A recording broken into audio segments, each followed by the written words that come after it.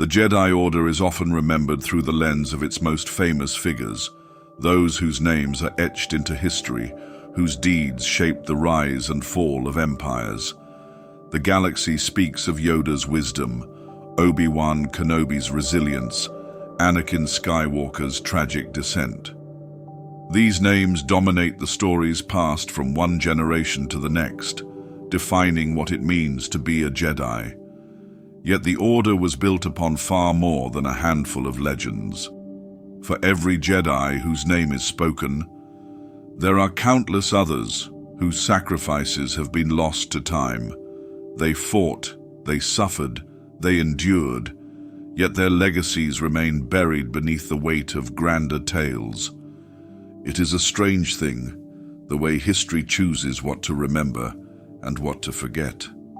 The most dramatic battles, the most powerful warriors, the most devastating betrayals, these are the moments preserved in stories. But what of those who stood in the shadows, the Jedi whose impact was measured not in great victories, but in quiet moments of defiance?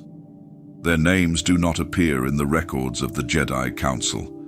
Their stories are not retold in the archives, yet their choices shape the fate of the galaxy as much as any duel between Sith and Jedi, any prophecy of balance, any war waged in the name of peace. The Order was not only warriors and diplomats, but seekers, wanderers, scholars, and protectors. Some never ignited a lightsaber in battle. Others wielded the Force in ways that defied tradition, carving their own paths while remaining true to their calling. Many lived and died in obscurity, their deeds known only to those who stood beside them in their final moments. Some fell before they could leave a lasting mark. Others walked away from the Order entirely, questioning the very ideals they had sworn to uphold. In the end, they were all bound by a single truth. The Force moved through them, shaping their destinies in ways they could not always understand. The Clone Wars changed everything. Before the first blaster shot was fired on Geonosis, the Jedi had already begun to lose themselves. The Order had once been guardians, keepers of balance, sworn to protect life and preserve peace. But war demands sacrifice, and the Jedi, for all their wisdom, were not immune to its demands. They became generals, leading legions of soldiers bred for battle, making decisions that determined the fate of entire worlds. Some embraced their new roles with unwavering duty. Others questioned the path they had been set upon, wondering if the Order had strayed too far from what it was meant to be. And then, with a single command, it all ended. Order 66 turned loyal soldiers into executioners, allies into enemies, history itself into something unrecognizable. The greatest of the Jedi fell in a matter of hours. Some died in battle, cut down before they could react. Others sensed the betrayal before it came, vanishing into exile before the purge could reach them. But the nameless Jedi, those who had never held positions of power, who had never sought glory or recognition, were lost in the destruction. Their stories were erased, their names forgotten. The Jedi Temple, once a beacon of knowledge, burned. The archives that held centuries of wisdom were reduced to nothing. Holocrons were shattered, texts destroyed, teachings lost. The voices of those who had once guided the galaxy fell silent, their presence reduced to little more than whispers in the Force. But history is never truly erased. The ruins of the Jedi remain, scattered across distant worlds, waiting to be uncovered. Their legacy lingers, not only in the holocrons that survived the purge, but in the weapons, the relics, the memories of those who refused to forget. The Empire sought to bury them, to rewrite the past, to frame the Jedi as traitors who deserved their fate. And yet, their influence never truly faded. The Force does not forget those who served it. The echoes of the past remain. waiting for those who are willing to listen. The Jedi Order was more than a council of masters, more than the warriors who stood on the front lines of battle. It was a collection of individuals, each shaped by their own trials, each carrying their own burdens. Some fought against the Sith, against corruption, against the slow decay of the Republic. Others fought battles no one would ever know about, preserving knowledge, protecting the innocent, holding to the light even as the darkness closed in around them. Their names may be lost, but their actions left a mark, shaping the course of history in ways no one ever saw. The figures whose stories are about to be told stood at the edges of history. Some held seats on the Jedi Council, their influence shaping the decisions of the Order itself. Others spent their lives in exile, following the Force to distant worlds where their presence was barely noticed. Some lived as warriors, others as wanderers, philosophers, spies, healers. Some remained steadfast in their belief in the Jedi Code, while others saw the cracks forming long before the Order's fall. Their paths were different, but they were all Jedi. And whether the galaxy remembers them or not, their choices mattered. This is not a story of the most famous battles, nor of the Jedi whose legacies are already set in stone. This is the story of those who stood beside them, who fought their own battles in the spaces between the pages of history. Their names may not be spoken in the same breath as Yoda or Kenobi, but their sacrifices were no less meaningful, their victories no less significant, their failures no less tragic. The forgotten Jedi are not gone. They are here, in the echoes of the past, in the stories that refuse to be silenced. And now, their voices will be heard once more. Ki-Adi-Mundi carried a presence that commanded attention. His towering frame, elongated cranium, and solemn expression set him apart, but it was his mind that defined him. Born on the desert world of Syria, he was one of the rare Jedi granted an exception to the Order's strict code of attachment, allowed to maintain a family due to his species' low birth rate. Despite this, he remained devoted to the Jedi way, never letting personal ties interfere with his duty. Every decision he made was governed by logic and tradition. His dual-brained physiology allowed him to process information differently than most, making him a valuable strategist and one of the most analytical minds on the Jedi High Council. From the moment he ascended to the Council, his presence shaped its deliberations. He approached matters with careful calculation, weighing risks before speaking. His adherence to logic sometimes made him seem rigid, but it was this same quality that made him a steady voice during times of uncertainty. When Qui-Gon Jinn warned of the Sith's return, Ki-Adi-Mundi dismissed it, believing their ancient enemy long extinct. It was not arrogance but reasoning. The Sith had been silent for over a millennium. If they had survived, surely they would have revealed themselves sooner. The war that followed proved how deeply the Jedi had underestimated their unseen enemy. As the Clone Wars erupted, Ki-Adi-Mundi became a general in the Grand Army of the Republic. He did not hesitate.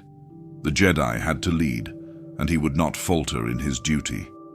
His mind, structured for tactical analysis, allowed him to command the 21st Nova Corps with precision.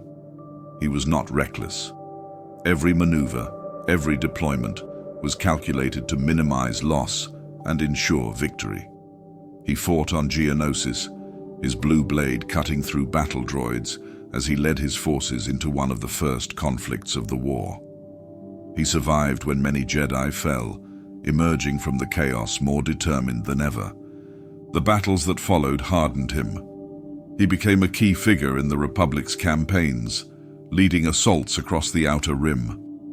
His experience in warfare deepened his convictions. He believed in the Republic, in the necessity of the fight. Some Jedi questioned their role in the war, but Ki-Adi-Mundi saw it as a duty that could not be ignored. The Republic had to be protected. The Jedi had to stand firm. And so he fought, never wavering in his belief that they were doing what was right. Then came Megiddo. The war had stretched across the galaxy, its battles consuming entire worlds. The icy, industrial wasteland of Megiddo became one of its last battlegrounds. Ki-Adi-Mundi led the 21st Nova Corps against the Separatists, pressing forward through relentless opposition. The siege was brutal, the cold unforgiving, but the objective was clear. The Republic had to take the planet. He moved through the shattered cityscape, his mind assessing every shift in the battlefield. His clone troopers followed him without hesitation, trusting his leadership as they had countless times before. He never saw it coming. The blaster bolts rained down in an instant, tearing through the frigid air. The soldiers he had fought beside, the ones who had stood at his command, turned their weapons on him. Betrayal came without warning. Ki-Adi-Mundi reacted on instinct, deflecting the first shots with a speed honed through years of combat. His lightsaber moved in a blur, but it was not enough. The troopers advanced, pressing forward in unison, their blasters firing with unwavering precision. He tried to reach them, to call out, but there was no hesitation in their attack. He fought, but he could not escape. The onslaught was relentless, his defense faltering under the sheer volume of fire. A bolt struck his shoulder, another hit his leg. His stance wavered. The Jedi had always feared what lay in the shadows, but the destruction of the Order did not come from Sith Lords lurking in the dark. It came from those they had trusted, from soldiers bred for loyalty, from a war they had never truly been in control of. His final moments were spent surrounded by those who had once followed him without question. His lightsaber fell from his grasp as his body crumpled to the cold, lifeless ground of Megiddo. The Republic he had fought for was already gone. The Order he had served had been dismantled in a single stroke. The Jedi had been purged, their presence erased from the galaxy. His death was just one among countless others, but it carried the weight of everything he had believed in. The logic he had relied on had not prepared him for betrayal. The structure he had upheld had crumbled beneath him. The cause he had defended had turned to dust. But the Force does not forget. Ki-Adi-Mundi's story, like so many others, was buried beneath the rise of the Empire. His name faded from the records, his legacy reduced to whispers in the ruins of the Jedi Temple.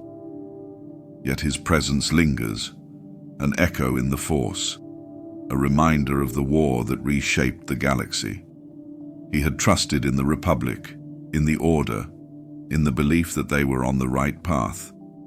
In the end, that trust led him to his death, and he was not alone. Kit Fisto carried an aura of confidence wherever he went. There was something about him, an easygoing nature that stood in contrast to the rigid discipline of the Jedi Order. His smile, warm and ever-present, was as much a part of his identity as the green glow of his lightsaber. While others approached war with solemn duty, he met it with calm certainty, a belief that no matter how dire the situation, the light would prevail.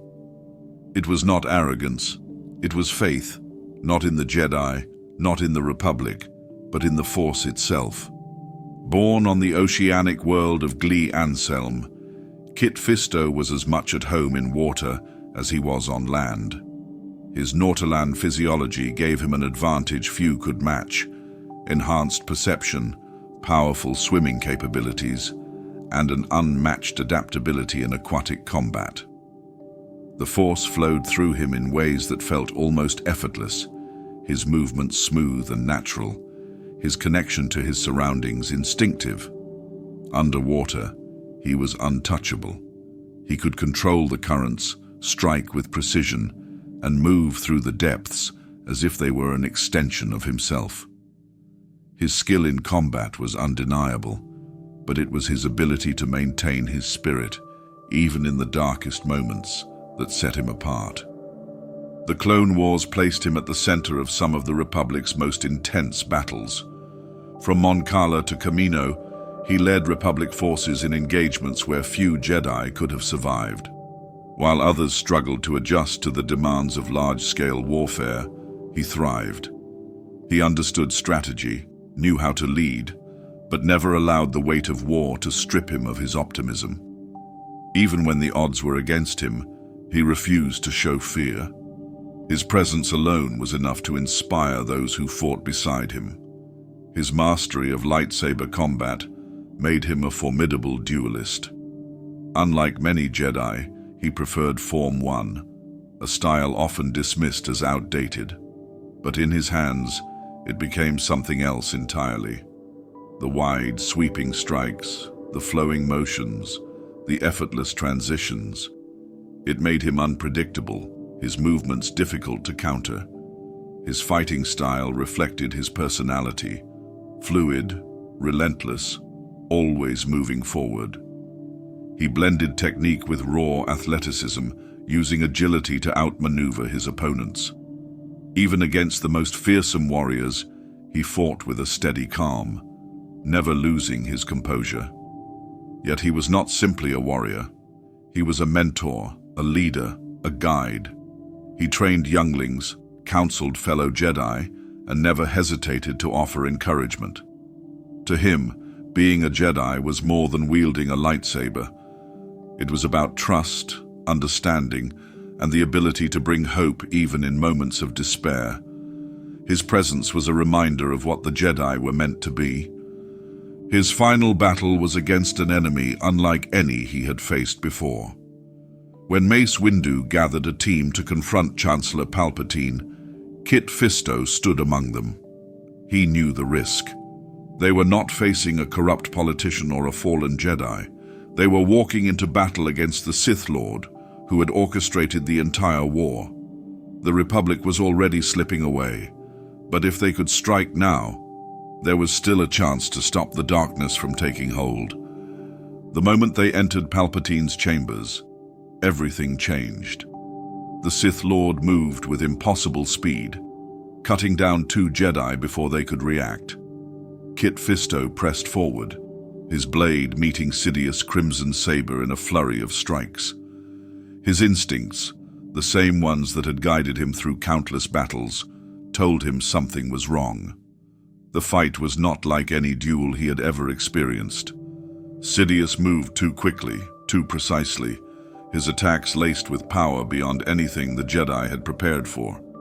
For a brief moment, Kit Fisto held his ground. His technique was flawless, his movements calculated.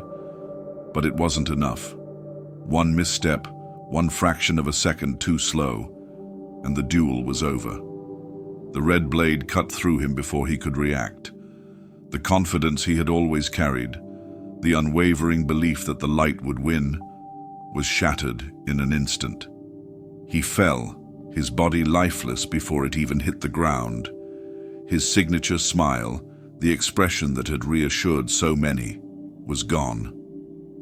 The Jedi had spent years preparing for war, but they had never prepared for this. They had always feared the return of the Sith, yet when it happened, they were blind to the danger until it was too late. Kit Fisto had fought for hope. He had believed, even in his final moments, that the Jedi could stand against the darkness. But in the end, the war had already been lost. His name, like so many others, faded into history, his sacrifice buried beneath the weight of an empire's rise. But the Force does not forget. His presence lingers, a reminder of the Jedi who stood against the shadows with courage, skill, and a smile. Aayla Secura moved with a grace that made combat look effortless. Every strike of her lightsaber, every maneuver in battle was refined, precise, almost artistic. Born on Ryloth, she was raised within the Jedi Order, shaped by its teachings from a young age. But her path was unlike many of her peers. Where others learned discipline through structured training, Ayla's greatest lessons came from experience, guided by the enigmatic Quinlan Vos. Her connection to Vos was more than that of a teacher and student. He taught her the ways of the Force, but he also challenged her, pushing her to think beyond what was expected of a Jedi. His unorthodox approach left a lasting impression on her, teaching her adaptability, instinct, and the importance of trusting her own judgment. It was not an easy road. There were moments when the line between the light and dark blurred, times when she questioned the path set before her. But she endured, shaping her own understanding of what it meant to be a Jedi. By the time the Clone Wars began, Aayla Secura had become a commander in the Grand Army of the Republic. She led the 327th Star Corps through the chaos of war, her leadership marked by resilience and unwavering focus. She fought on Geonosis, Ryloth, and countless other battlefields, always at the front, leading her troops with confidence. Unlike many Jedi, she formed a genuine bond with her clone soldiers. Commander Bly, her most trusted officer, followed her through countless battles. There was mutual respect, a trust built over years of shared struggle. Her combat skills were undeniable. She wielded a single blue lightsaber with deadly efficiency, her movements fluid and unpredictable. She favored Form 4, a style that relied on agility and acrobatics, allowing her to outmaneuver opponents rather than overpower them. Whether in open conflict or close-quarters combat, she adapted, using speed and precision to gain the upper hand. Yet, she was not defined by her ability to fight. She was a protector, a strategist, a leader who understood that victory was not won through strength alone. The war took her to Felucia, a jungle world teeming with vibrant life yet shrouded in danger. The dense vegetation, the towering fungi, the shifting terrain. It was an environment that could swallow even the most seasoned warrior. But Aayla Secura had never feared the unknown. She pressed forward, leading the Republic's campaign to secure the planet, unaware that her final battle had already begun. The betrayal came swiftly. The clones, the very soldiers she had fought beside, received a single order. There was no hesitation, no warning, only the cold, precise execution of their directive. Aayla sensed the shift in the Force a fraction of a second too late. Before she could react, before her blade could rise in defense, the blaster fire struck. The first shot hit her in the back, sending her staggering forward. More followed. A barrage of bolts, relentless, merciless, tearing through the air with deadly intent. She did not fall immediately. There was a brief moment where she turned, confusion flickering in her eyes as she saw the faces of those who had once called her general. Bly was among them. The trust they had built, the battles they had won together. It meant nothing now. The clones had no choice. The order had been given. She collapsed to the jungle floor, her blue lightsaber extinguished. The world around her, once so full of life, faded into silence.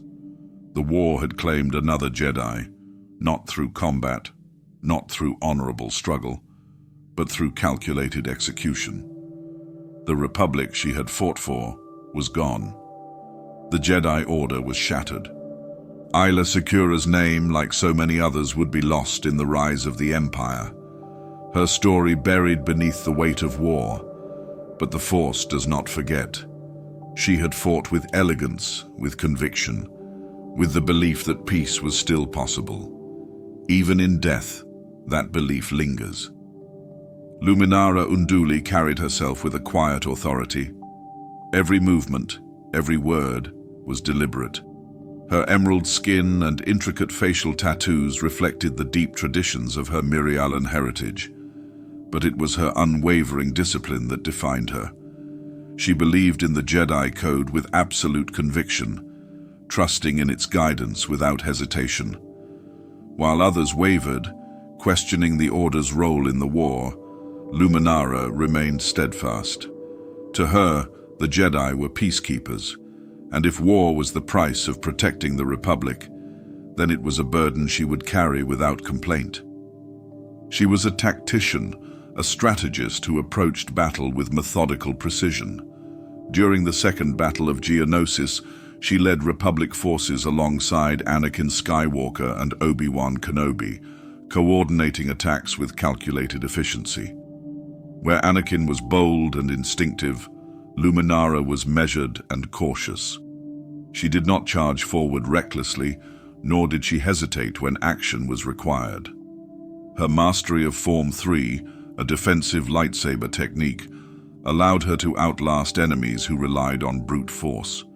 She would not tire, would not falter. She would endure. Her leadership extended beyond the battlefield. As a mentor, she trained Barriss Offee, instilling in her the same discipline and control that had defined her own path. Their bond was built on mutual respect, a shared belief in the ideals of the Jedi. But discipline without understanding can become a prison, and for Barriss, the rigid teachings of her master became chains she could no longer bear. The war had forced the Jedi into roles they were never meant to fill. The Order had become soldiers, generals in a conflict they could not control. Barriss saw the hypocrisy, the slow unraveling of everything they had once stood for. And so she made a choice, one that Luminara never saw coming. The bombing of the Jedi Temple was a wound that would never fully heal. Barriss, the Padawan she had trusted, the student she had guided, had turned against the Order. The betrayal was not driven by power or ambition, but by disillusionment, a belief that the Jedi had lost their way. It was a painful lesson. The discipline Luminara had taught so well had not prepared Barriss for the reality of war. The trust they had built was shattered in an instant. Luminara did not fight to justify herself. She did not plead. She accepted the truth as it was. When Order 66 was issued, she was stationed on Kashyyyk, fighting alongside the Wookiees and her clone battalion. The clones she had commanded, the soldiers who had followed her into battle, turned on her without hesitation. She had survived countless battles, but against the execution of the Jedi, there was no escape. But her story did not end there. The Empire twisted her memory into something unrecognizable. They took her name, her image, and used it as a weapon. Survivors of the Purge, Jedi who had managed to escape the first wave of destruction, heard whispers that Luminara was alive. Her presence was a beacon in the darkness, a light that promised refuge. It was a lie. Her remains were kept aboard an Imperial prison, her presence manipulated through holograms to lure the last remnants of the Order into the Empire's grasp. Jedi, desperate for hope, followed the signal only to be met with death. Her body had long since perished, but her shadow was a trap that led many to their end. Luminara Unduli had lived with discipline, trusted in the Order, believed in its teachings without question. She had fought for the Republic, upheld the Jedi Code, trained the next generation. In the end, none of it had mattered. The Republic had become an empire, the Jedi had been eradicated, and her legacy had been twisted into a tool for their destruction. But the Force remembers. Though the Empire used her name for deception, her true impact remained. She had been a guardian, a leader, a warrior who never wavered in her belief. And while history may have buried her beneath the weight of the Empire's rise, the truth remains. Luminara Unduli was a Jedi, and she never broke. Barriss Offee was raised to follow the Jedi Code with absolute discipline. She trained under Luminara Unduli, a master whose control over her emotions was unwavering, whose adherence to Jedi teachings was absolute. From the beginning, Barriss sought to emulate her. She was precise, composed, a Jedi who placed logic above impulse. But conviction, no matter how strong, can crack under the weight of reality. The Clone Wars tested her in ways she never expected. The Jedi, once peacekeepers, had become commanders. Their lightsabers, once symbols of protection, were now weapons of war. Barriss watched as the Order drifted further from its purpose, sacrificing its ideals for military strategy, aligning itself with a republic that was slowly rotting from within. The Jedi had always warned of the dangers of the dark side, but she saw corruption growing within the light. Her faith in the Order began to erode. She obeyed her master, followed every lesson, upheld every rule, but doubt lingered. The Jedi were supposed to be above war, yet they sent clones to die by the thousands. They spoke of justice but answered to a Senate full of corruption. They claimed to serve the Force, yet they ignored its warnings. She tried to suppress her frustration, tried to rationalize the contradictions, but the more she saw, the harder it became. It wasn't a single moment that changed her. It was a slow unraveling. Every battle, every pointless loss, every decision made by the Council that felt less like wisdom and more like desperation. Eventually, she could no longer ignore the truth. The Jedi had become a threat to the very peace they claimed to protect. If they would not see it, if they would not act, then she would. The bombing of the Jedi Temple was her answer. It was a message, not an attack. A declaration that the Order had lost its way. She placed the explosives in the hangar, knowing the destruction it would cause, knowing lives would be lost. But she saw no alternative. To her, the Jedi had already condemned themselves. She was merely forcing them to face it. But her plan did not end with the bombing. She needed to ensure that no one would suspect her. Ahsoka Tano, a Jedi Knight whose own doubts had begun to surface, was the perfect scapegoat. Barriss framed her, planting evidence, manipulating circumstances so that suspicion fell squarely on her former friend. It worked. Ahsoka was arrested, cast out by the Order she had loyally served. The Jedi, so quick to speak of fairness, had turned on one of their own without hesitation. Barriss watched as Ahsoka stood trial, as the Council distanced itself from her, as justice became nothing more than a formality. But then Anakin Skywalker intervened. He refused to accept the narrative given to him, pursued the truth with relentless determination. And when he found it, when he confronted Barriss, there was no more room for deception. They fought, lightsabers clashing in the halls of the temple she had tried to expose. She was skilled, disciplined, but Anakin's raw power overwhelmed her. When she was finally subdued, when the truth of her actions came to light, she did not beg for mercy. She did not deny what she had done. Her confession was not an apology, it was an accusation. She stood before the Senate, before the Jedi Council, and told them what they refused to admit: that the Jedi had fallen, that they had become soldiers instead of guardians, that they had betrayed the very ideals they claimed to uphold. Her words struck deep, not because they were lies, but because they were true. The Council, humiliated by its own failure, had no answer. They punished her, condemned her as a traitor, locked her away. But in doing so, they proved her right. Barriss Offee did not turn to the dark side. She did not seek power. She did not crave destruction. She acted because she believed there was no other way. Right or wrong, her conviction remained unshaken. And long after the Jedi Order crumbled, long after the Republic fell, her words lingered, a reminder that sometimes the greatest betrayals come from those who refuse to look away. Plo Koon was a presence that commanded respect without demanding it. He did not boast, nor did he seek recognition, but his actions carried weight. Among the Jedi Order, he was known for his wisdom, his measured approach, and the quiet strength that defined him. His breath mask and goggles, necessities for his survival in oxygen-rich environments, gave him an imposing appearance, but beneath them was a Jedi who embodied kindness and integrity. His connection to the clones set him apart from many of his peers.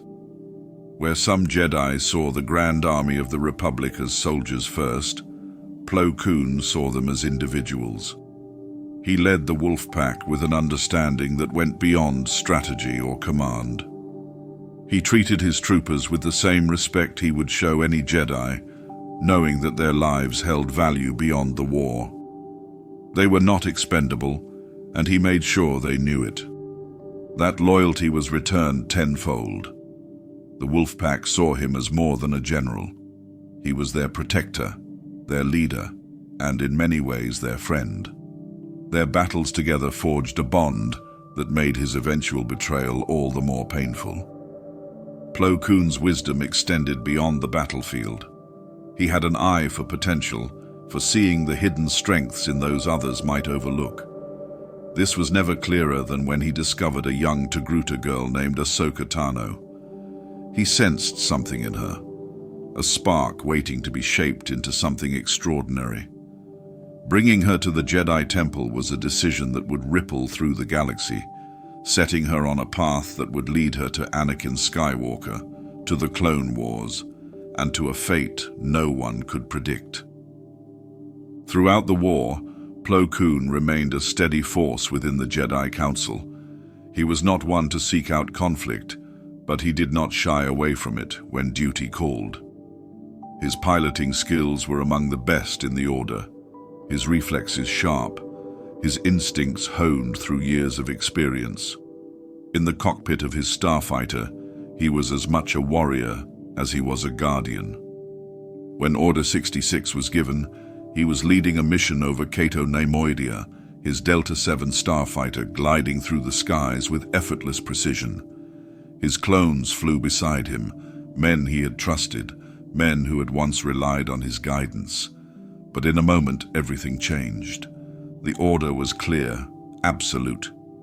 His pilots, the same ones who had stood by him in countless battles, turned their weapons against him. The first shots came without warning, streaking through the air in a deadly arc. He had no time to react, no chance to escape. The blasts struck his ship, and in an instant, the sky that had always been his domain became his grave. There was no fight, no chance to plead or reason, just fire, impact, and silence. Plo Koon had lived by a code of honor and compassion. He had given everything to the Republic, to the Jedi Order, to the clones he had cared for, and in the end, he was destroyed by the very system he had fought to protect. His name, like so many others, faded into history, another casualty of a war that had never truly belonged to the Jedi. But those who had known him, who had stood beside him, never forgot. His legacy was not written in grand battles or legends. It was carried in the memories of those he had guided, in the lives he had touched. The Force had always been his ally, and as his starfighter fell from the sky, he did not fear the end. He had been a Jedi, and that had always been enough. Qui-Gon Jinn was not a Jedi who sought approval. He listened to the will of the Force, even when it put him at odds with the Council. He was calm, yet unshakable in his beliefs. He did not cling to tradition for its own sake, nor did he allow himself to be bound by the rigid structure that dictated the Jedi Order's decisions. To some, he was a maverick. To others, a visionary. But above all else, he was a man of conviction. Unlike many of his peers, he placed his faith not in codes or institutions, but in the living Force itself. He taught his Padawan, Obi-Wan Kenobi, to be mindful of the moment, to listen rather than control. He saw the Force as a current, ever moving, ever guiding, and he trusted it completely. That trust led him to many places, some wondrous, some dangerous. and on a distant desert world, it led him to the boy who would change everything. Anakin Skywalker was a child bound by circumstance, born into slavery on Tatooine, but Qui-Gon saw what others did not. He recognized the strength within Anakin, the potential that others would overlook because of where he came from. He believed the boy was the chosen one, the one who would bring balance to the Force. The Council hesitated, unwilling to take the risk. They saw his attachments, his fears, his uncertainty. Qui-Gon saw a destiny not yet written. He was not one to seek power, nor did he desire control over the future. He simply followed where the Force led him. And when it came time to act, he did so without hesitation. But conviction does not guarantee victory, and destiny does not ensure survival. On Naboo, his path intersected with something ancient and unseen for 1,000 years. Darth Maul moved with lethal precision, wielding a double-bladed lightsaber with a ferocity unlike anything the Jedi had faced in generations. Qui-Gon fought with measured strength, his strikes deliberate, his defenses fluid. But Maul was unrelenting. He did not fight with anger alone. He fought with purpose. The duel raged through the palace corridors, every step bringing Qui-Gon closer to the inevitable. He was separated from Obi-Wan, forced to stand alone. And in the quiet before the final clash, he knelt, centering himself in the Force. He did not fear what was coming. He did not regret the choices that had led him here. When Maul struck the fatal blow, Qui-Gon did not scream. He did not curse fate. He simply fell, knowing that his journey had reached its end. But his story did not stop there. His understanding of the Force extended beyond life itself. In the moments before his final breath, he made Obi-Wan promise to train Anakin, ensuring that his belief in the boy would live on. And long after his body faded, his voice remained. Qui-Gon had discovered a path unseen by most Jedi, a way to retain consciousness after death. He would never return in full form, never appear as the others would in time, but his wisdom endured. He guided Yoda, whispered to Obi-Wan in exile, and in the quiet moments between shadows and light, he remained a presence in the Force. The Jedi Order had never fully understood him, but the Force had. And in the echoes of his teachings, his defiance, his faith in what others could not see, Qui-Gon Jinn's legacy remained unbroken. Quinlan Vos was not a Jedi who fit neatly within the Order's rigid structure. He did not sit in the temple contemplating the Force in quiet meditation. His work took him to the shadows, to the underworld, where morality was a shifting thing. He was a Jedi investigator, a tracker, someone who could go where others could not. He did not look like a Jedi, and in many ways he did not act like one, but that did not make him any less devoted to the cause. His gift set him apart. Through psychometry, he could touch an object and see the echoes of those who had held it before. A weapon, a piece of clothing, a simple trinket. Each held pieces of history, moments frozen in time. This ability made him invaluable, allowing him to uncover truths long buried. It also placed him in constant danger, forcing him to navigate the emotional weight of the past while remaining tethered to the present. He was at home in places where the Jedi rarely tread.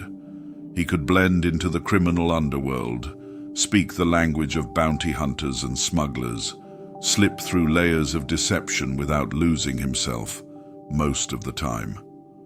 The line between light and dark was not always clear, and Quinlan often walked too close to the edge. His methods troubled the Council, but they could not deny his results. His path took an even darker turn when he was sent on a mission unlike any other, to assassinate Count Dooku. It was an order born of desperation, the Jedi realizing that war could not be won through honor alone. Voss accepted, knowing what it would require.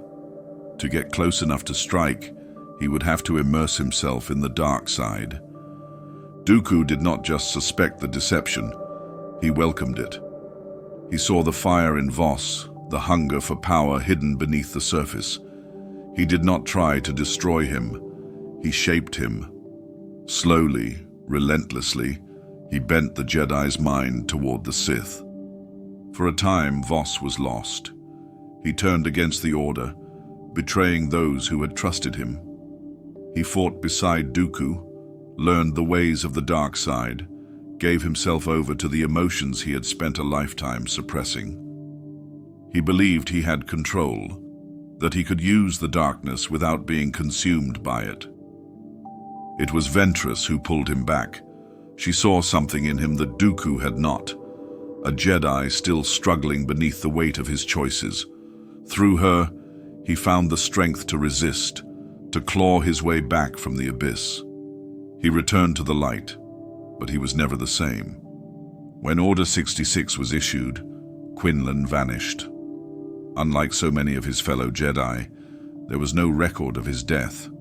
His name appeared on the Empire's list of surviving Jedi, but his fate remained uncertain. There were whispers, rumors of a Jedi who still worked from the shadows, helping those who could not help themselves. If he survived, he did not seek recognition. He did what he had always done. He adapted, he endured, and somewhere in the darkness, he remained. Yaddle was never one to seek the spotlight. She carried herself with quiet grace, speaking only when necessary and choosing wisdom over force. The galaxy recognized her species through Grand Master Yoda, but few knew the depth of her own strength.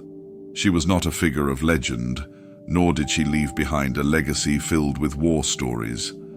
But her presence in the Jedi Order was significant, her mastery of the Force unique, and her final act one of profound courage. Her connection to the Force was unlike many of her peers. While others honed their skills in lightsaber combat, Yaddle dedicated herself to understanding the deeper mysteries of life and energy. She was one of the few Jedi to master Morikro, a technique that allowed her to slow the bodily functions of living beings, suspending them in a near-death state without causing harm.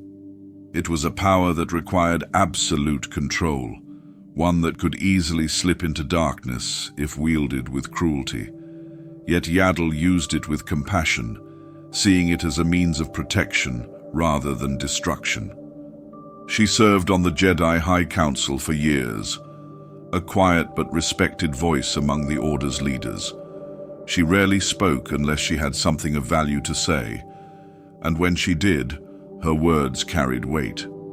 Unlike Yoda, who was known for his riddles and cryptic teachings, Yaddle was direct, her wisdom expressed with warmth rather than mystery. She trained many Jedi in her time, guiding them with patience, always emphasizing the importance of balance, not just in the Force, but within themselves. Despite her high rank, she eventually stepped away from the Council. Some believed she saw the growing corruption in the Republic and chose to remove herself from politics. Others thought she wanted to dedicate her time to teaching rather than governance. Whatever the reason, she remained a Jedi, devoted to the principles she had upheld her entire life. Her path led her to a confrontation that would become her defining moment. When whispers of Dooku's growing doubts reached her ears, she did not dismiss them. She knew him well. She had watched him rise through the ranks, had debated with him in the council chambers, had seen the ideals he once held so firmly. She did not believe he was lost. Not yet. So she followed him, hoping to reach the Jedi still hidden beneath the man who was slipping into darkness. She found him in the underbelly of Coruscant, speaking with a shadowed figure, Darth Sidious. Yaddle did not wait for backup. She stepped forward, alone, confronting the two Sith before her. She offered Dooku a choice, a path back before it was too late. She did not draw her weapon. She did not strike first. She believed words could still make a difference. Dooku hesitated, but Sidious did not. The duel erupted in an instant, red clashing against green, as Yaddle faced the man she once called an ally. She was skilled, but the odds were against her. Sidious watched as his new apprentice tested his strength, pushing Yaddle back, forcing her to defend rather than attack. She fought with precision, countering each strike, searching for an opening that would never come. She nearly won. For a moment she had the upper hand, her experience and mastery giving her the edge. But Dooku was no longer the Jedi she had known. He drew on his anger, his doubt, his fear, and in that moment he struck her down. Her death was not quick, nor was it merciful. Sidious wanted Dooku to feel the weight of his decision, to know what it meant to kill a Jedi in cold blood. And as she lay before them, she did not curse him, did not cry out in hatred. She simply looked at him, her expression filled not with anger, but sorrow. She had tried to save him, but Dooku had already made his choice. Few Jedi were feared by their own soldiers, but Pong Krell was an exception. He was not the kind of leader who inspired loyalty. He demanded obedience through fear. Towering above his troops, his four arms wielding two double-bladed lightsabers, he seemed more like a war machine than a Jedi. His presence alone was enough to make even the most battle-hardened clones uneasy. Where others led with trust, Krell led with brutality. He saw the war as a means to an end, a path to greater power, and he viewed the soldiers under his command as nothing more than tools, expendable and replaceable. His reputation for ruthlessness was known across the Republic, but his campaign on Umbara cemented his place as one of the most infamous Jedi of the Clone Wars. When Anakin Skywalker was recalled from the battlefield, Krell was given command of the 501st Legion. The clones had fought under many Jedi, but they had never served under one like Krell. His orders were relentless, his strategies reckless, and his disregard for casualties horrifying. While most Jedi valued their soldiers and fought alongside them, Krell sent his men on near-suicidal missions, refusing to provide support, ignoring their warnings, and punishing those who questioned his tactics. The fighting on Umbara was some of the most brutal of the war. The world was shrouded in darkness, its native warriors ruthless and well-equipped. Every battle was a struggle for survival, yet Krell showed no concern for the lives of his men. When his officers proposed alternative strategies, ones that would minimize casualties, he shut them down, demanding they follow his commands without question. The clones, who had spent years placing their faith in Jedi leadership, began to doubt whether their general had their best interests at heart. Their suspicions were correct. Krell's actions were not simply the result of arrogance or poor leadership. He had already turned against the Republic in his heart. He saw the war for what it truly was, not a fight between good and evil, but a game of power. He knew the Jedi were doomed, that the Republic was crumbling, and he had chosen his side. He had no intention of leading the 501st to victory. He wanted them to fail, to break under his command. He was sowing chaos, weakening the Republic's forces, and waiting for the moment to betray them completely. His downfall came when his cruelty pushed the clones too far. After leading them into yet another devastating battle, Krell issued an order that would reveal the full extent of his treachery. He commanded his troops to fire on what he claimed were disguised Umbarans. In reality, they were fellow clone troopers. The 501st had been tricked into killing their own brothers. The betrayal sent shockwaves through the ranks. Captain Rex and his men had followed orders their entire lives, but this was different. Krell was no Jedi, he was a butcher. When the truth became undeniable, the clones turned on him. They stormed his command center, determined to hold him accountable for his crimes. But Krell was a force of nature. He cut through his former soldiers with ease, his dual lightsabers spinning through the air in a blur of death. Even surrounded, he fought as if the war was already lost, as if he had nothing left to hide. In the end, it took overwhelming numbers to bring him down.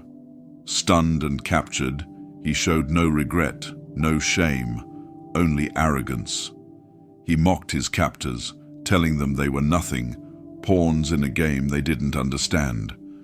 He revealed his true intentions, to join Count Dooku, to stand beside the Sith and watch the Republic burn. He believed he was destined for greater things, that his survival was inevitable. The clones refused to let him escape justice. After years of following orders, they made a choice of their own. Dogma, a soldier who had once believed in unwavering obedience, raised his blaster and executed Krell where he stood. The monster of Umbara was dead, not at the hands of a Jedi or a Sith, but by the very soldiers he had spent his final days betraying.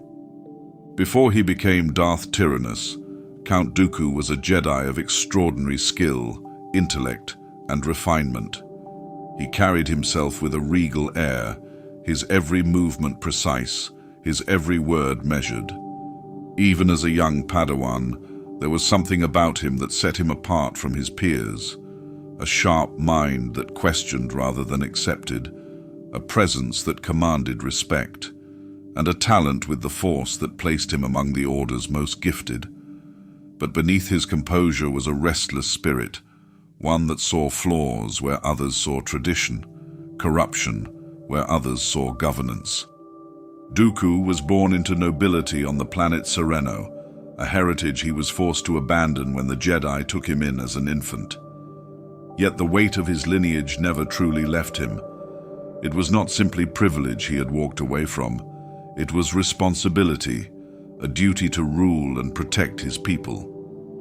While the Jedi taught him to sever attachment, to serve the galaxy as a whole rather than any one world, he struggled with the idea of turning his back on the place he came from. Under Yoda's guidance, Dooku became a Jedi of unparalleled ability. His skill with a lightsaber was unmatched among his generation, and his mastery of the Force was second only to the greatest masters of the era. He was not reckless like Qui-Gon Jinn, nor was he bound by sentimentality like Anakin Skywalker would one day be. He believed in discipline, in control, in the purity of form. He honed his abilities relentlessly, refining his technique to perfection. But despite his brilliance, there was always a distance between Dooku and the rest of the Order. He was respected, but not beloved. Admired, but not trusted. His disillusionment with the Republic began early. As a knight, he saw firsthand the corruption that spread through the Senate like a disease. Politicians who cared more for their own power than for the people they served. Worlds abandoned by the very government sworn to protect them. Bureaucracy that strangled justice, leaving the Jedi helpless to act. He questioned why the Order continued to serve a system that was so clearly broken. Why they fought wars in the name of politicians who had long ceased to care about the citizens they represented. The Jedi were meant to be guardians of peace, but they had become enforcers of a crumbling regime. The seeds of his fall were planted in moments of frustration and doubt, in the quiet realization that the Jedi Order had become stagnant. They spoke of balance, yet refused to acknowledge that the galaxy was tipping further into chaos. They prided themselves on wisdom, yet clung to outdated traditions that blinded them to the truth. Dooku saw it all, saw the hypocrisy, the arrogance, the decay, and he began to wonder whether the Jedi were truly capable of saving the galaxy. His break with the Order was not the result of a single event, but a gradual erosion of faith. He trained many apprentices, including Qui-Gon Jinn, whose own rebellious nature was a reflection of his master's growing doubts. When Qui-Gon defied the Council and followed his instincts, Dooku saw a kindred spirit, a Jedi who was not afraid to question. But even Qui-Gon remained loyal to the Order, bound by a belief in its ideals, even as he challenged its decisions. Dooku, however, saw no redemption for an institution too blind to recognize its own failures. He left the Jedi, but he did not yet fall. At first, he sought to reclaim his heritage, returning to Sereno to assume his rightful place as Count. He turned his focus to the galaxy's growing unrest, speaking out against the corruption that the Republic refused to acknowledge. Many saw him as a leader, a visionary who recognized the need for change. He became a symbol for those who had lost faith in the Senate, a voice for the countless systems that felt abandoned. But he was no longer bound by the Jedi Code, no longer restrained by their doctrine of non-attachment, of selflessness. He had spent decades suppressing his instincts, resisting the urge to seize control where others faltered. Now, he allowed himself to embrace the truth he had always known. Power was meant to be wielded by those strong enough to use it. It was in this moment of conviction that Darth Sidious found him. The Sith did not turn him with deception or manipulation. He did not need to. Dooku had already stepped onto the path willingly. Sidious merely confirmed what he had long suspected, that the Republic was doomed, that the Jedi were too weak to save it, and that only through power could order be restored. The boy who had once been chosen by the Jedi, the apprentice trained by Yoda himself, had become something else entirely. Not yet Sith, but no longer Jedi. A man who had seen the flaws in both and believed he could carve his own path. The lost Jedi, soon to become the Dark Lord's right hand. Among the ranks of the Jedi there existed those who operated outside the boundaries of tradition. They were not bound to the Jedi Temple, nor did they fight alongside the armies of the Republic. Instead, they moved in the shadows, their existence known only to a select few within the Order. These were the Jedi Shadows, operatives tasked with rooting out the dark influences that lurked beneath the surface of galactic civilization. While the Jedi Code forbade assassination and deception, the Shadows lived in the moral gray, confronting threats the rest of the Order preferred to ignore. Unlike their brothers and sisters in the Jedi Order, the Shadows did not wait for the darkness to strike. They hunted it. They infiltrated Sith cults, dismantled clandestine operations, and erased those who sought to resurrect the ancient ways of the dark side. Many within the Order debated whether their existence was necessary, but the Council understood that threats did not always present themselves in the form of Sith Lords or military aggression. The dark side thrived in secrecy, weaving its influence through crime syndicates, rogue force users, and forgotten relics that carried lingering corruption. One of the greatest dangers the Shadows faced was the resurgence of Sith artifacts. Despite the fall of the Sith Empire centuries before, remnants of their power still remained. Holocrons containing forbidden knowledge, weapons imbued with dark side energy, and ancient texts detailing rituals of unnatural power. Each one carried the potential to corrupt the weak-willed. It was the duty of the Jedi Shadows to track down these relics and ensure they never fell into the wrong hands. But their mission was not simply about destruction. They studied these objects, understanding the mechanisms of corruption so they could recognize its spread before it took root. Operating beyond the reach of the Jedi Council, the Shadows did what was necessary. Some formed deep cover identities, embedding themselves within criminal organizations and Sith cults for years at a time. They walked among the very people they were sworn to destroy, their connection to the light tested every day. Others worked alone, tracking rumors of lost Sith teachings across the Outer Rim, eliminating those who sought to revive them. The methods they employed were not always those of the Jedi. There was no room for mercy when the mission demanded precision, and more than once, a Shadow's actions resembled those of an assassin rather than a guardian of peace. This moral ambiguity made them controversial even among the Order. Some Jedi Masters believed the Shadows risked becoming the very thing they sought to destroy, that their willingness to operate in deception made them vulnerable to the dark side's corruption. Others argued that their work was necessary, that the Jedi could not afford to be passive when the Sith never hesitated to manipulate the weak and desperate. But regardless of the internal debates, the Shadows continued their work, their existence a carefully guarded secret. Despite their efforts, the fall of the Jedi Order came swiftly. When Order 66 was issued, the Jedi Shadows were just as vulnerable as their more visible counterparts. Many were stationed far from the main battlefronts, embedded within criminal organizations or hunting relics in the far reaches of the galaxy. This isolation granted some a temporary reprieve, but it also left them stranded, unable to regroup or warn their fellow Jedi of the betrayal. Those who returned to known Republic space were met with the same fate as the others, gunned down by the very clones they had once protected. Yet, some survived. Unlike the Jedi Knights who had trained in open combat, the Shadows knew how to disappear.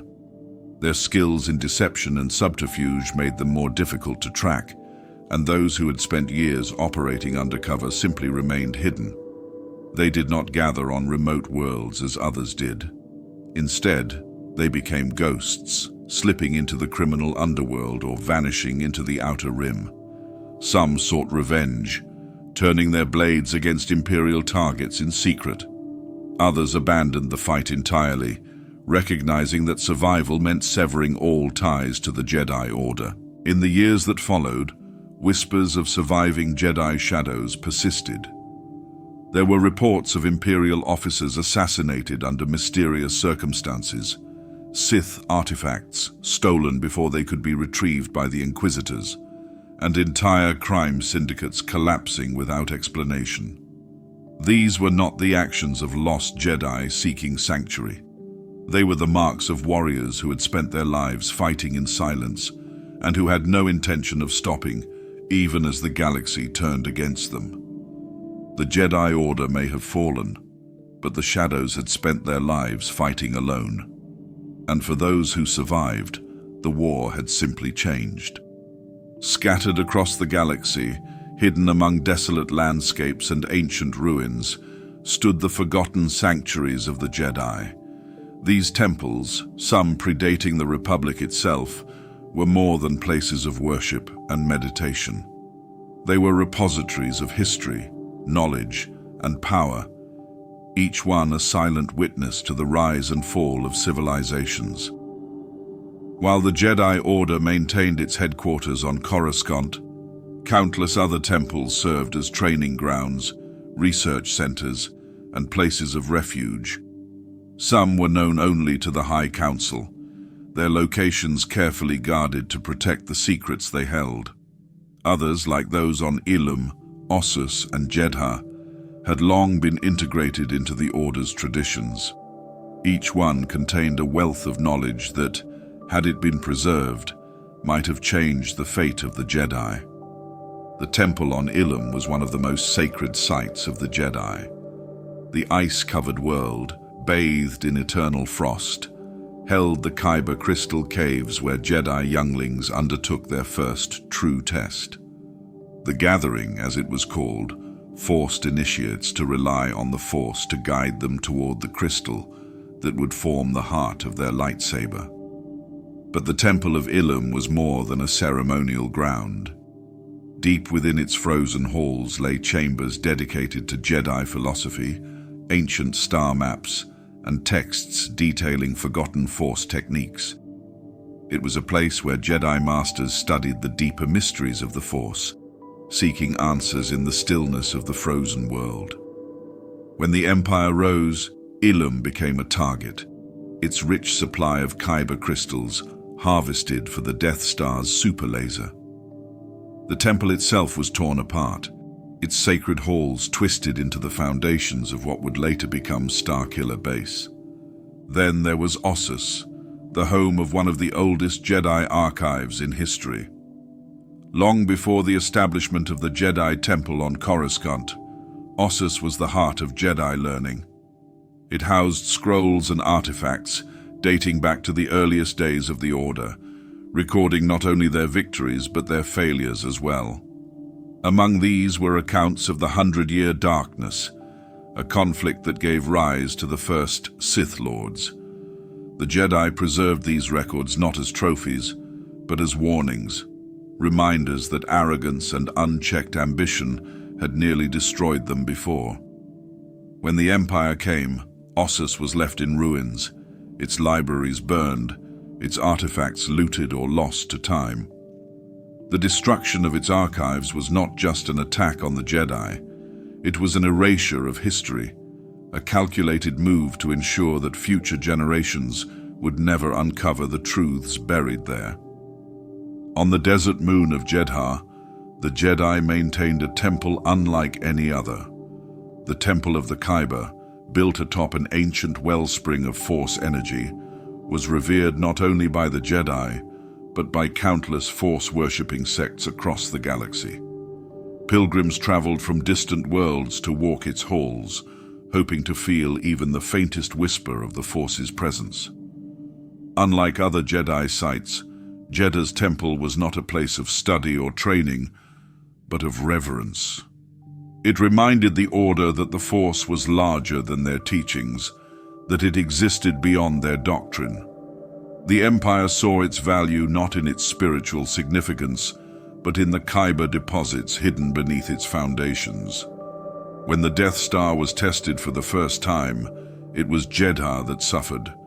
The temple, its pilgrims, and the city surrounding it were wiped away in a single blast, reduced to rubble and dust. These were only a few of the many Jedi temples that once dotted the stars. Countless others, known and unknown, met similar fates. Some were abandoned long before the Clone Wars, left to decay as the Jedi centralized their power on Coruscant. Others became tombs, sealing away dangerous relics and the restless spirits of those who had fallen to the dark side. The Empire, under Palpatine's rule, sought them out, not only to destroy them but to uncover their secrets.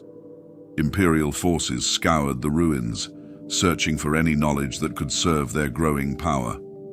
Sith cultists, many operating in secret, looted what remained, hoarding artifacts for their own twisted purposes. What they could not claim, they ensured, was lost forever. Had these temples survived, had the knowledge within them been preserved, the Jedi might have stood a chance against their impending doom.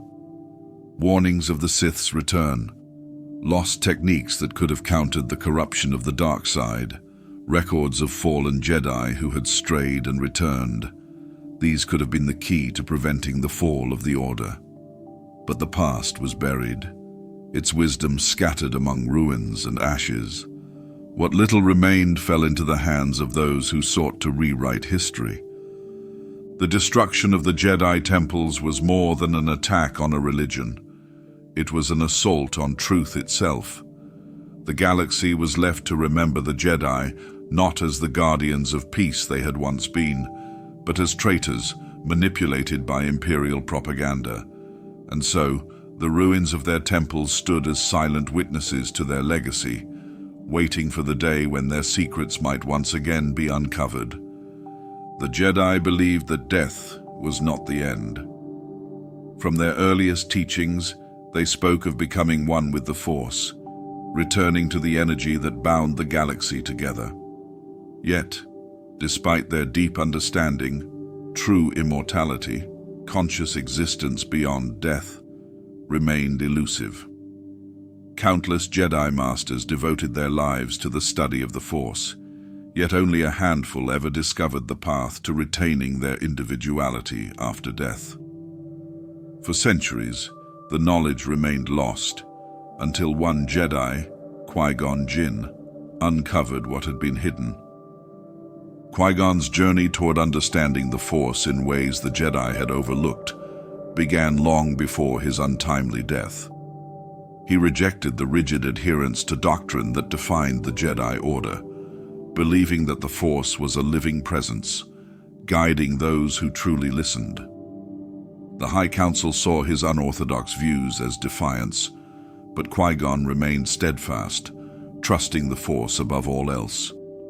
His path led him to the ancient teachings of the Wills, an order of mystics who had long studied the deeper mysteries of the Force. From them, he learned that true immortality was not about preserving the body, but maintaining the spirit, merging with the Force while retaining self-awareness. When Qui-Gon fell at the hands of Darth Maul, he was not lost. Though he could not manifest physically, his consciousness endured. Through the Force, he reached out to his former apprentice, Obi-Wan Kenobi, whispering guidance in the years that followed. His teachings were incomplete, but he had glimpsed a way forward, a way to defy death itself. As the Clone Wars raged, Qui-Gon's presence became stronger. He called out to Yoda, urging the Jedi Grand Master to seek answers beyond the confines of the Order's knowledge. Yoda, burdened by the weight of war and the growing darkness, heeded the call. His journey took him to the ancient world of Dagobah, where he faced visions of what was to come. Guided by Qui-Gon's voice, he traveled to the home of the Wills, learning the secret of becoming one with the Force. Unlike Sith immortality, which relied on unnatural manipulation and the consumption of life, the path Qui-Gon had discovered was selfless. It required surrender, letting go of attachment, fear, and the need for control. Through this, a Jedi could exist beyond death, not as a shade bound to the physical world, but as a luminous presence within the Force itself. Obi-Wan, too, followed these teachings. After years of exile on Tatooine, watching over Luke Skywalker, he prepared for his final moment.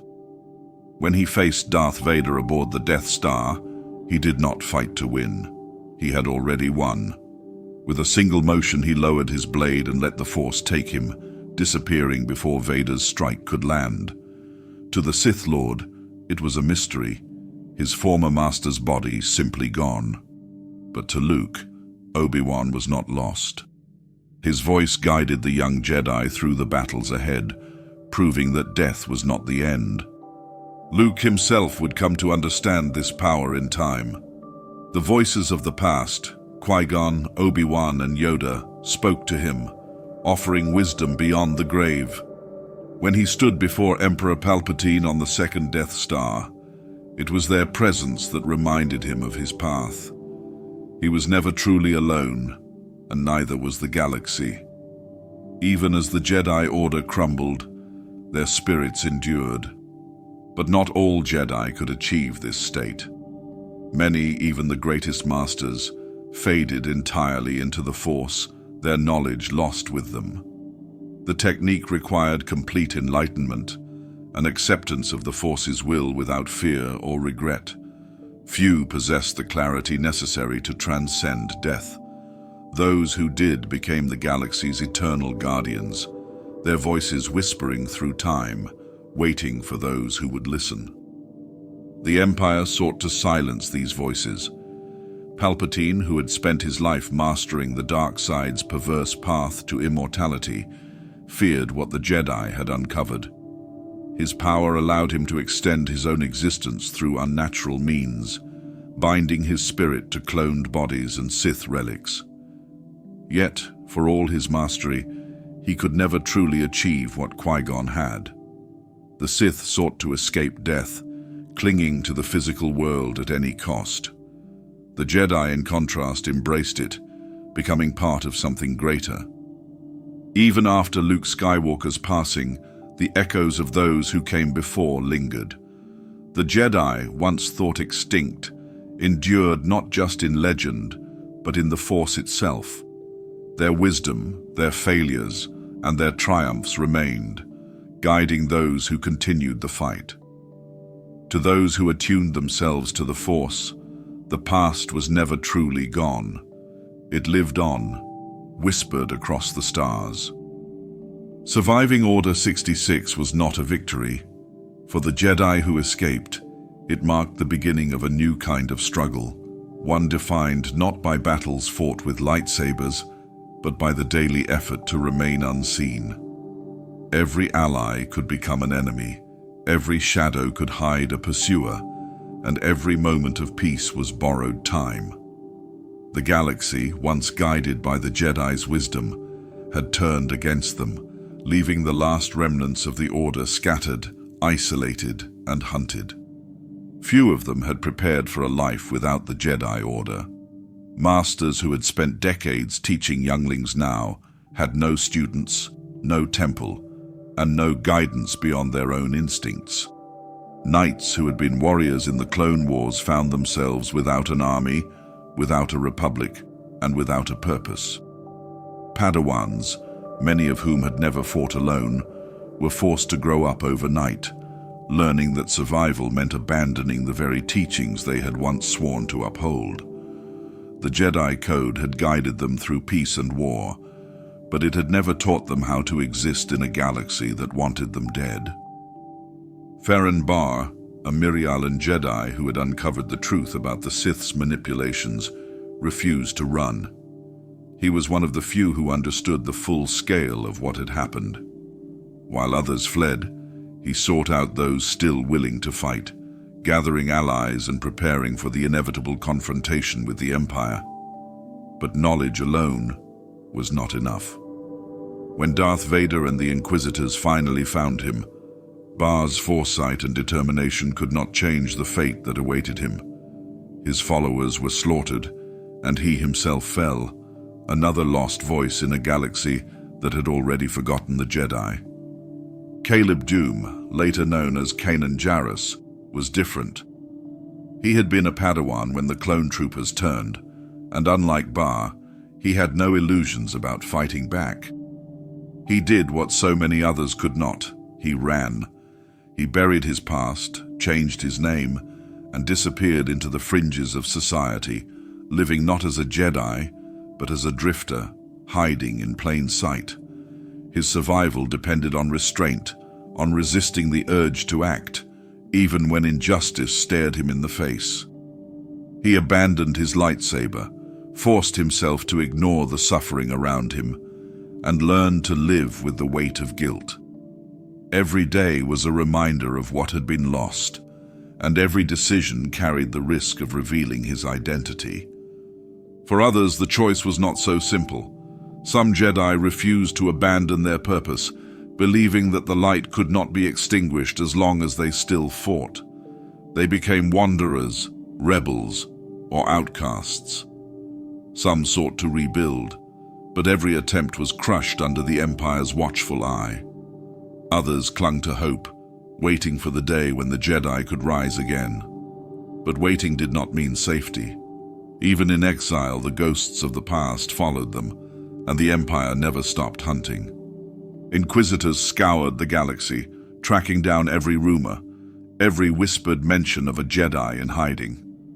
The hunt was relentless, and mercy was rare. Those who resisted were executed. Those who surrendered faced a fate even worse: corruption, torture, and the risk of becoming what they had once sworn to fight against. A captured Jedi did not die quickly. They were broken, twisted into weapons for the very empire that had destroyed them. The line between survival and surrender grew thinner with each passing day. For many, the hardest choice was not whether to fight, but whether to let go. Some chose to fade into obscurity, burying their past and living out the rest of their lives as mere shadows of who they once were. They became farmers, smugglers, or travelers, never staying in one place long enough to leave a trace. Their connection to the Force, once the foundation of their existence, became a liability, a constant reminder of the power they could never use again. Yet, even in the darkest times, some still found a way to carry on. They may have walked alone, but they were never truly forgotten. The Jedi had always been more than an order or a temple. They were an idea, a belief that the Force would always find a way. And though the galaxy had turned against them, the Jedi who survived carried that idea forward, waiting for the day when the light would return. Throughout history, the Jedi Order stood as the guardians of peace. But not all who trained in its ways remained loyal to its teachings. Some turned their backs on the light, embracing the dark side not out of desperation, but by choice. Their falls were not sudden, nor were they accidents of fate.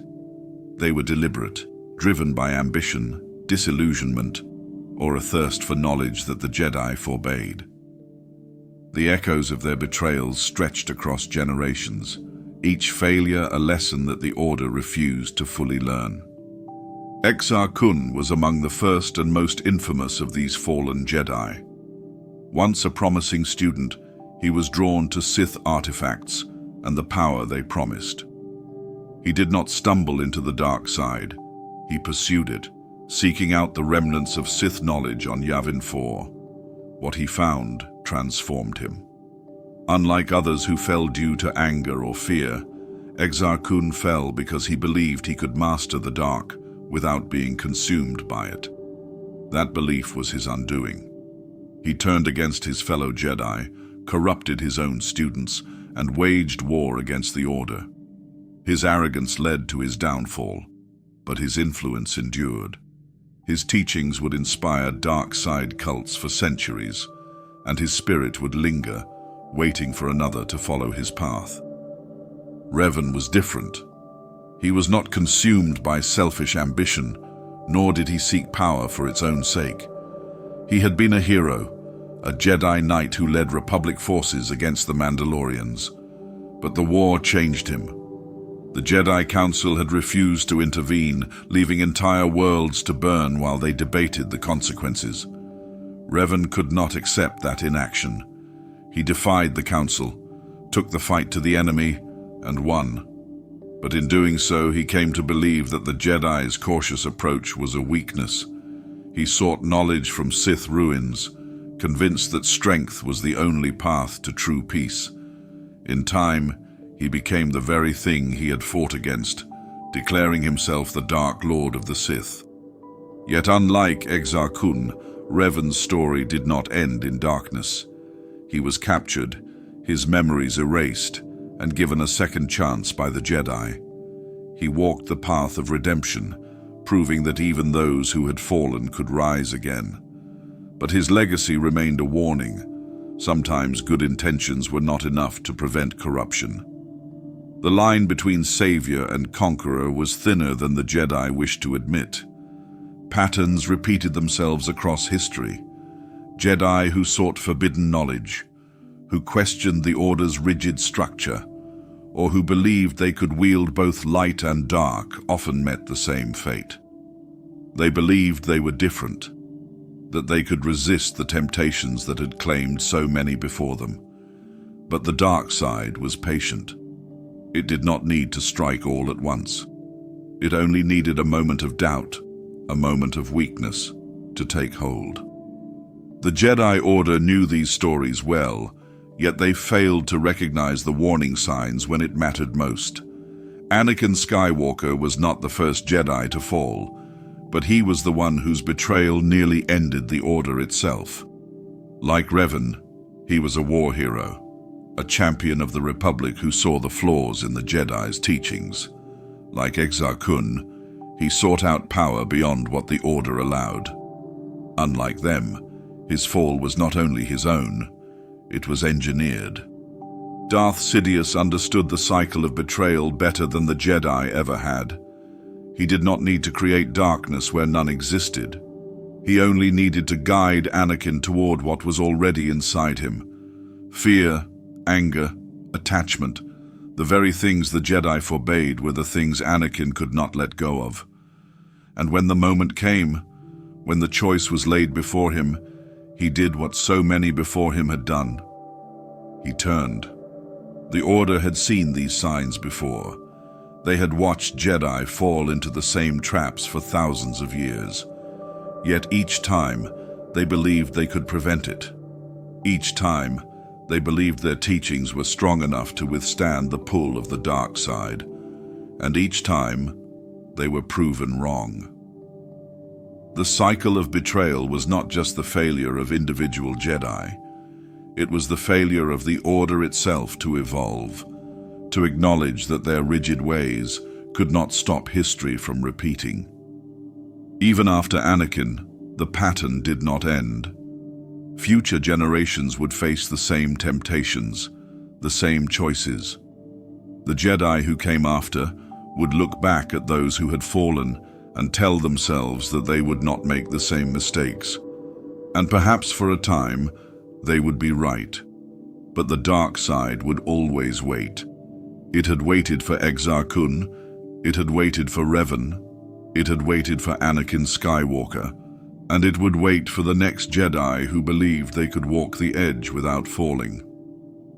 History remembers the battles that changed the course of the galaxy, the duels that decided the fate of civilizations.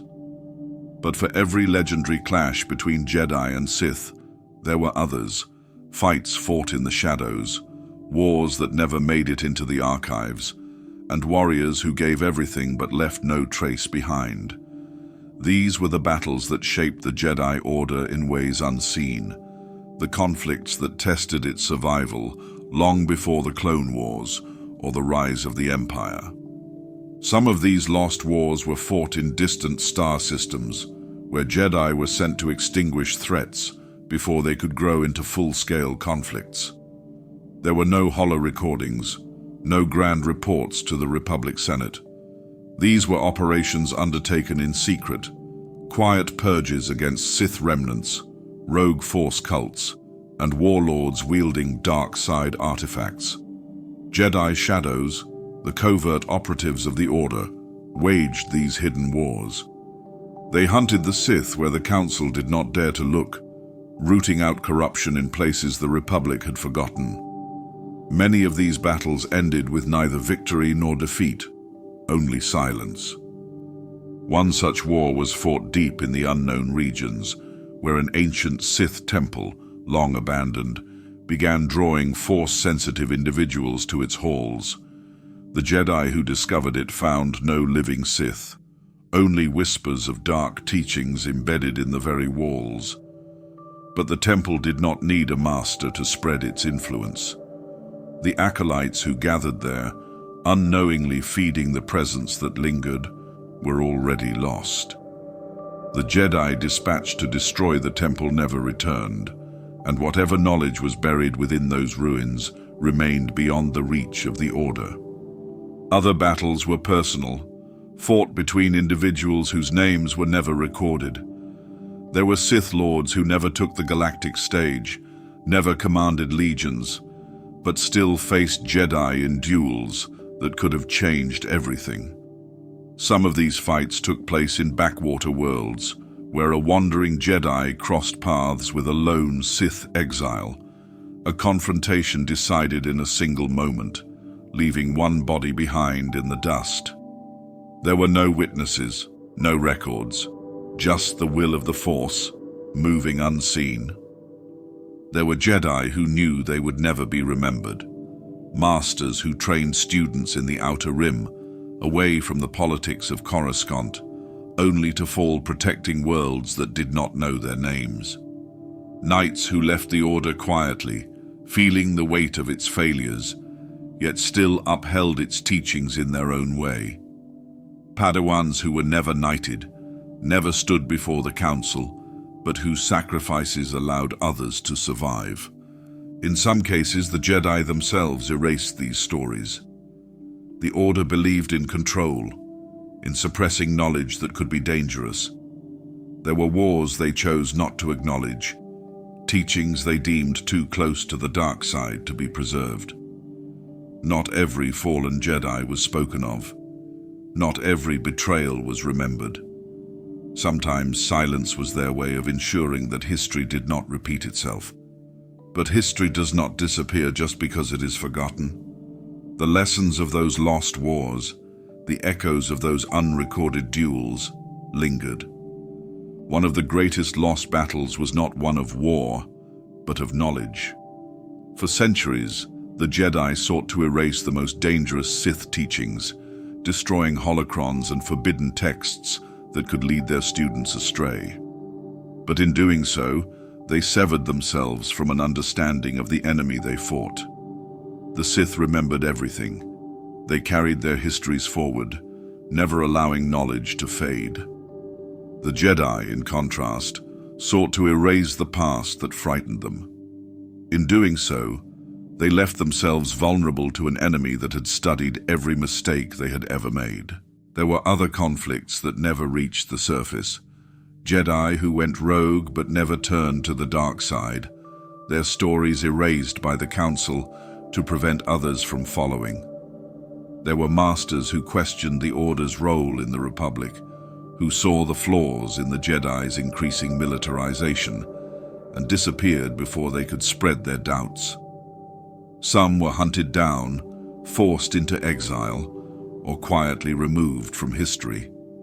The Jedi Order was not always kind to those who sought a different path. When the Clone Wars began, the Jedi Order was already standing on a foundation weakened by battles long past.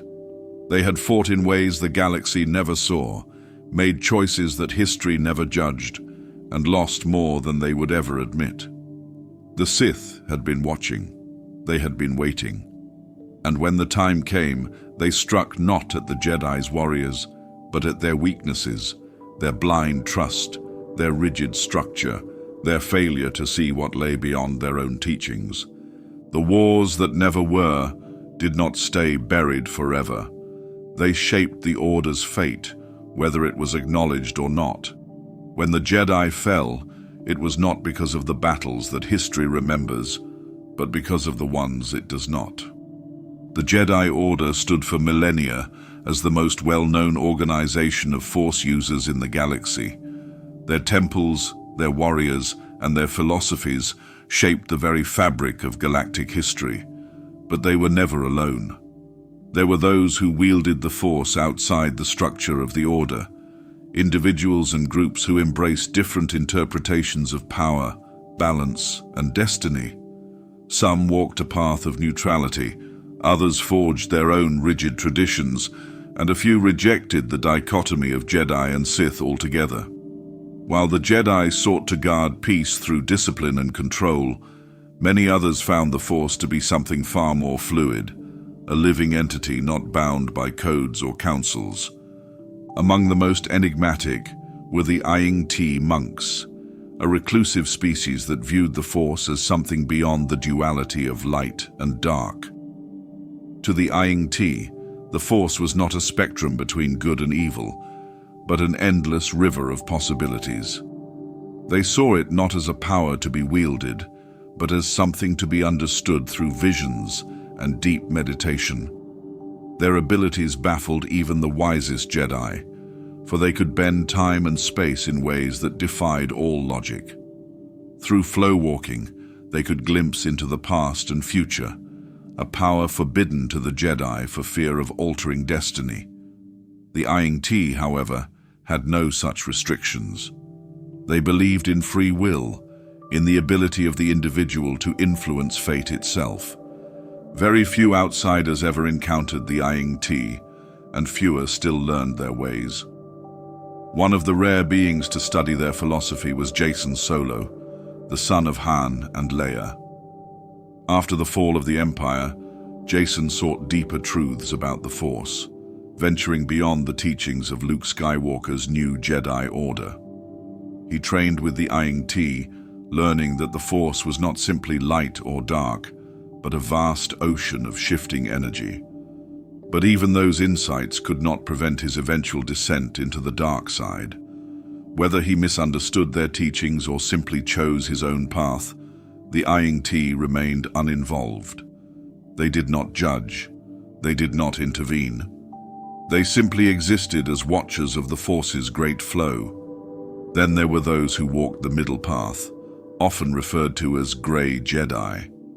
This term was controversial, for the Jedi Order itself denied that such a path could truly exist.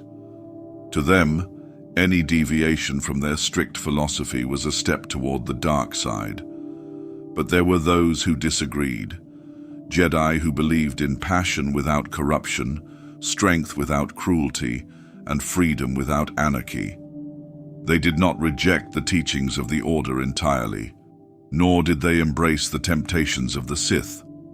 They followed the Force as they understood it, refusing to let dogma define their morality. Some of the most well-known figures to be associated with this philosophy were Qui-Gon Jinn and Revan. Qui-Gon's defiance of the Council was legendary. He believed in following the living Force, the raw and present energy that guided individuals in the moment, rather than adhering to rigid laws.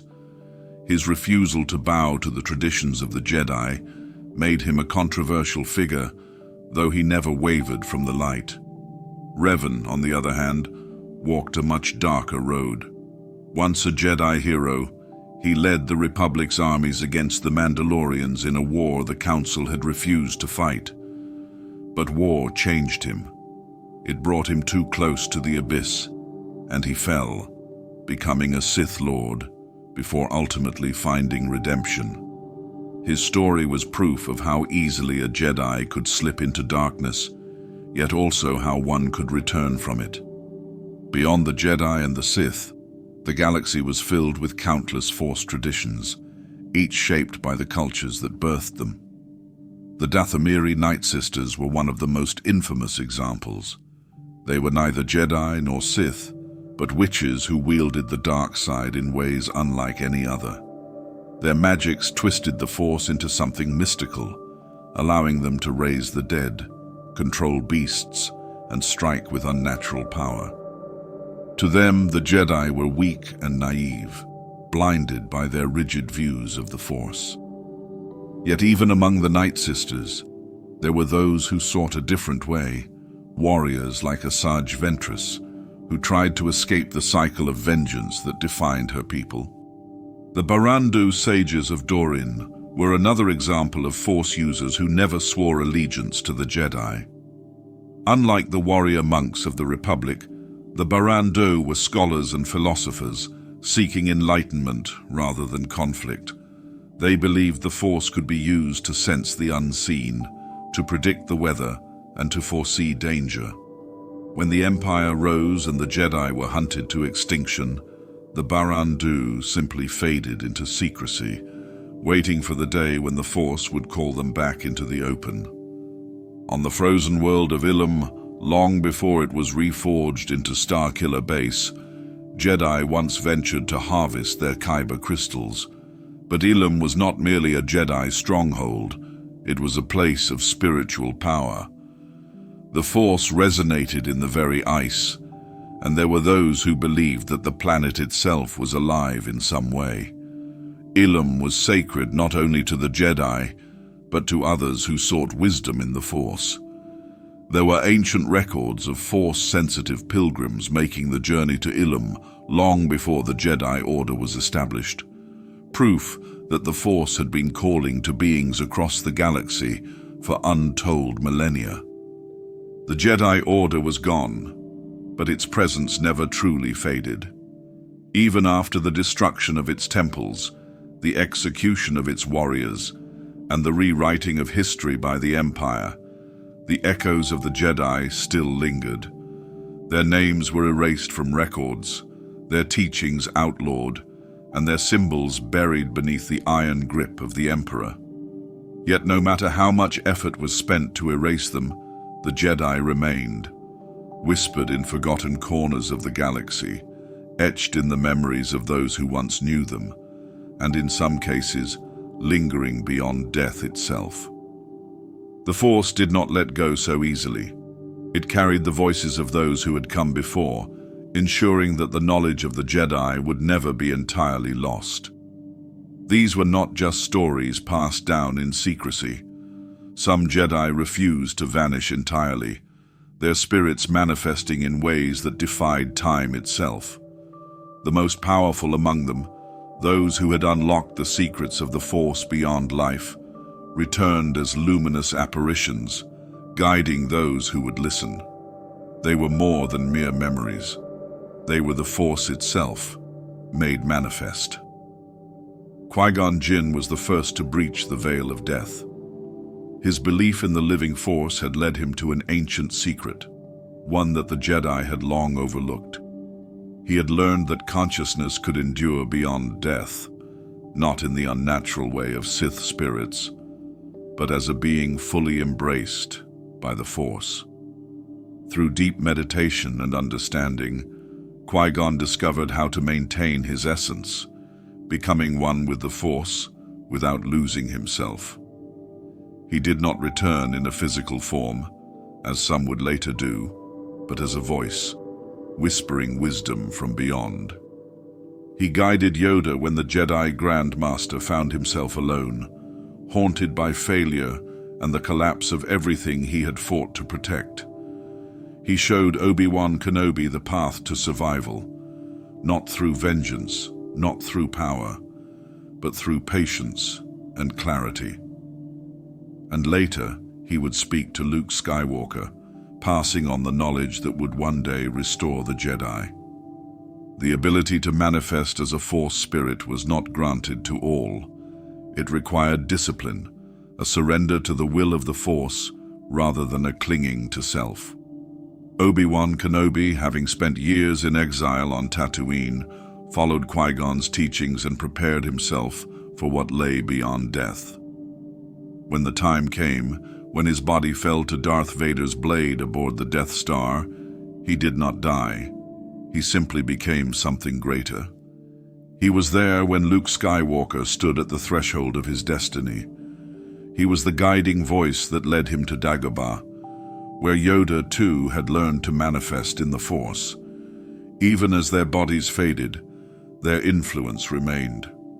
They were ghosts, not in the sense of lingering sorrow, but as guardians of a future yet to be written. And yet the presence of the Jedi was not only felt in spectral form.